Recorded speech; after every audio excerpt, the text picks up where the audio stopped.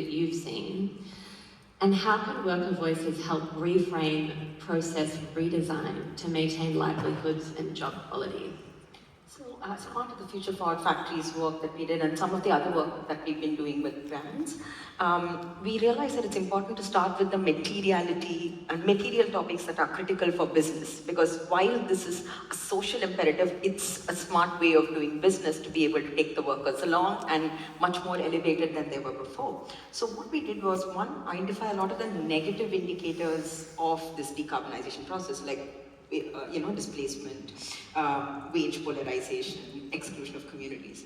We also identified positive indicators of this decarbonization journey, which could be, lesser chemicals, better ambient environments to produce it, and so on.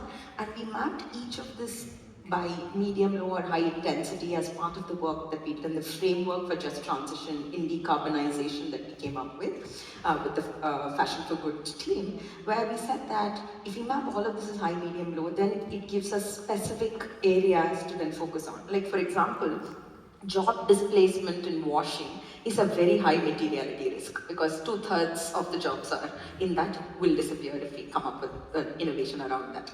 So then it helps us to understand from a worker perspective, this is an important one to solve for. And I think then the processes follow, right? Because if you have these equipment that are definitely coming in, then you know that this is very material, and hence how do we balance out the worker and the innovation perspective to take this forward. So that's what we've been working on. Yeah, we heard Vedanta say in the last panel that the choice sometimes between air conditioning in the factories and decarbonisation imperatives don't actually go hand in hand. And I wonder if either of you wanted to make a comment about that issue. Well, I think to Vedanta's point, I think one thing that has been clear to us in the dialogues that we've had with stakeholders on this, especially with manufacturers, for example, is that the worker perspective in this transition is not just about mitigating the effects of decarbonization, but it's really a lever to make decarbonization happen. And I think that is so important to keep in mind. I mean, back to what you were saying before, Aarti, ultimately, these solutions and these impacts of climate is being handled by workers. So obviously, if any change is going to happen, it will be crucial to have them involved. And I think if that is not happening, decarbonization will not happening. But on the other hand, if you, to Aarti's point, also find ways of finding the opportunities, what are actually the needs that need to be addressed, they can also help and also accelerate decarbonization. That's, I think, where you have the real business case for making this a very holistic journey and transition. Yeah. Maybe you want to fill in on that? Yeah, I also wanted to talk about the fact that, building on what Anna said, these reskilling and career pathways is very important, and it cannot be done by individual organizations. And these manufacturers, like we've heard in the last 2 days, are also small SMEs that need both know-how, finance, and a lot of support to be able to make this happen, because even if they see the business case, they cannot invest in anything beyond the short term. So therefore, I think doing it together in collaboration and looking at finance as a lever in the worker side as well. The previous panel we talked about finance on the climate side. But what are those innovative financing solutions that can help the worker transition along with the decarbonization, I think is something that we definitely need to think about. And even when we are looking at a lot of these machines, how do we make instructions less complex? Not just for the worker, but also for the factory staff and the management. Because here as well, there are very lean teams, right?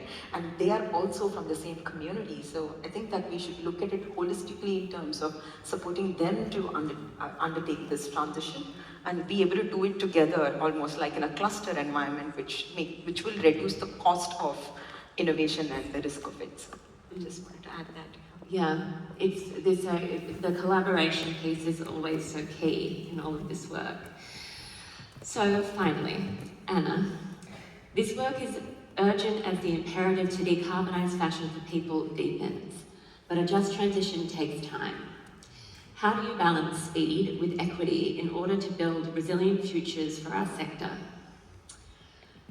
So there is, of course, a paradox in that. On the one hand, you need to go fast, but on the other hand, you also need to be inclusive. But I think that there can really be like a sweet spot in there, and that comes back to, what is the right word? Inclusivity, I think, is the right word. But I think that there can really be like a sweet spot in there, and that comes back to, what is the right word? Inclusivity, I think, is the right word. But I think that there can really be like a sweet spot in there, and that comes back to putting the worker perspective at the center from the start to both understand what are the challenges that we need to address, and then, as we heard before, what are also the opportunities, things that can really help to speed up or to alleviate some of the barriers and thereby make this a much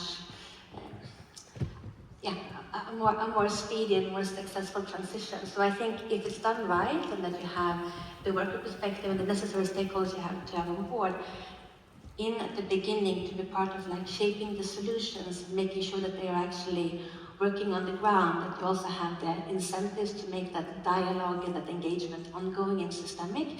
I think that's the way we can really combine both the need for speed but also the need for inclusion. Yeah.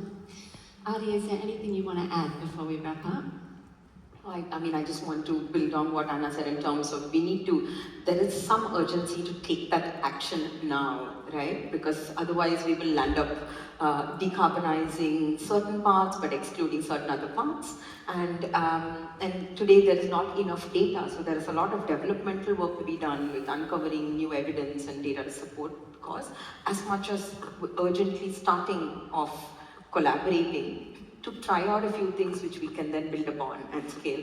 I think all of this has to be from a business imperative and then policies supporting the market forces to take place, right? Like we heard a lot over the last couple of days on policy. So I think policy has an important role to play via whether the financing or better ease of doing business or infrastructure development and support, so that this entire decarbonization and worker transition load is distributed. So I would just add that, and I feel quite optimistic because as much as we might have the risk of losing jobs, I think we're going to uncover more opportunities, both in jobs and entrepreneurship in this ecosystem around decarbonized textile environments, and that's good cause of optimism.